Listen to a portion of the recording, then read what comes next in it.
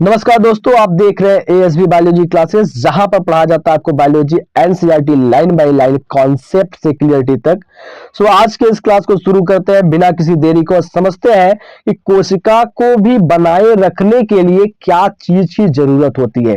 कहने का मतलब ये है कि जो आपका एनिमल सेल होता है भाई, एनिमल सेल तो आपका स्फेरिकल होता है ना। ये स्फेरिकल किस वजह से है? जो आपका प्लांट सेल होता है, वो प्लांट सेल आपका इस तरीके से बना होता है, तो वो इस तरीके से क्यों बना होता है, इसके पीछे का कारण क्या है, इसकी जो शेप होती है वो फिक्स क्यों होती है, इसको भी समझने की जरूरत है। ठीक है, तो इस चीज को हम समझेंगे कि प्लांट का जो सेल होता है, चाहे वो एनिमल का सेल हो गया, चाहे वो बैक्टीरिया, चाहे वो fungi, protozoa, X Y Z कोई भी चीज हो गया, उसकी शेप फिक्स ही क्यों होती है। चलिए शुरू करते हैं और जानकारी लेते हैं एक एक पॉइंट के बारे में। ठीक है, शुरू करें। सबसे पहले हम पेंसिल को छोटा कर लेते हैं ताकि यहां पर लाइनिंग करने में कोई भी प्रॉब्लम ना आए। देखिए, a elaborated network of filamentous proteinaceous structure constituting of microtubule, microfilament and intermediate filament present in the cytoplasm and collectively refers to the cytoskeleton.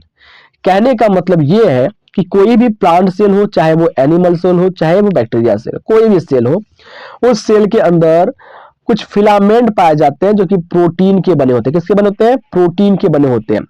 Microtubules होते हैं। क्या होते हैं वो होते हैं माइक्रोट्यूबुल्स। क्या होते हैं?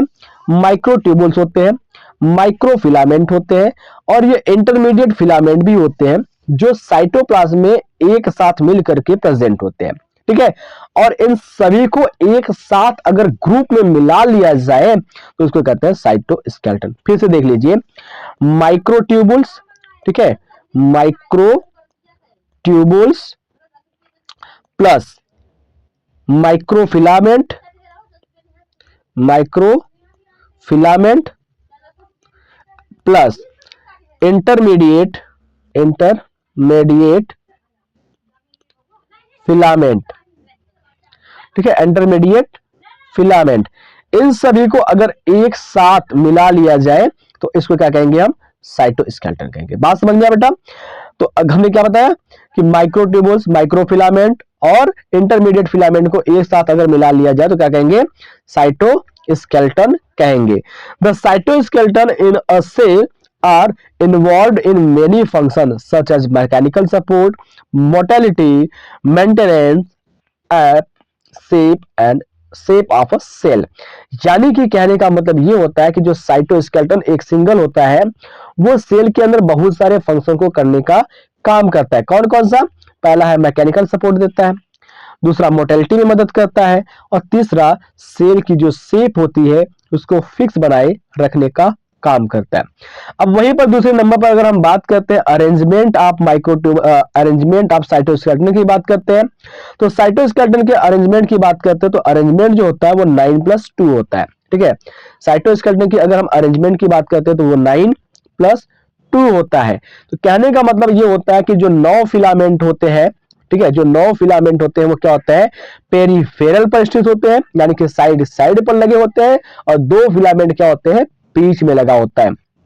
कहने का मतलब जो माइक्रोट्यूबुल्स होते हैं उसकी बात कर रहे हैं। तो देखिए यहां पर आप ध्यान से देखेंगे तो आपको समझ में आएगा कि देखिए यहां पर मैं बताता हूं आपको, एक मिनट मुझे कलर, ठीक है, ध्यान पर देखिए, ये आपका एक माइक्रोट्यूबुल्स, दूसरा, तीसरा, चौथा, ठीक है, पांचवा, छठा, सातवां, आठवां और ये 9वां।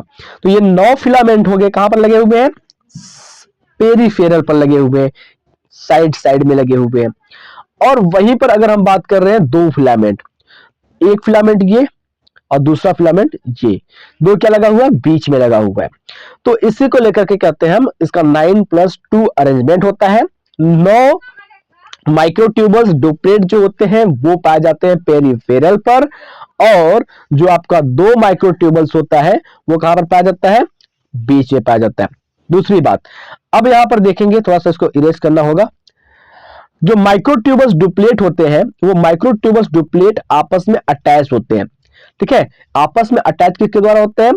तो इंटररोटेबल ब्रिज के द्वारा ये अटैच होते हैं। ये जो दिख रहे हैं आपके, ठीक है, ये जो संरचना दिख रही है क्या, ब्रिज है एक, जो दो माइक्रोट्यूबल्स को आपस में अटैच करके रखता है।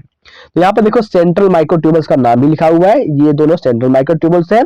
और ये जो रेड कलर का बना हुआ है इसको सेंट्रल सिथ कहते हैं, जो पेरिफेरल और सेंट्रल पथवे को अलग करके रखने का काम करता है।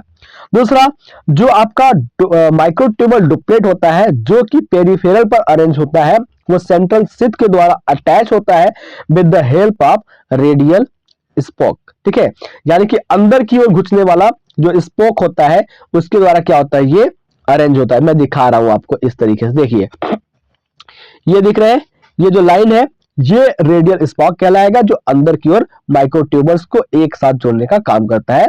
तो मैं आशा करता हूं कि सारी चीजें आपको अच्छे से समझ में आ गई होगी। तो मिलते हैं आपसे अगले क्लास में, तब तक के लिए जय हिंद जय भारत। बने रहिए एएसबी बायोलॉजी के साथ एनसीईआरटी की लाइन बाय लाइन कॉन्सेप्ट से क्लियरिटी तक पढ़ने के लिए।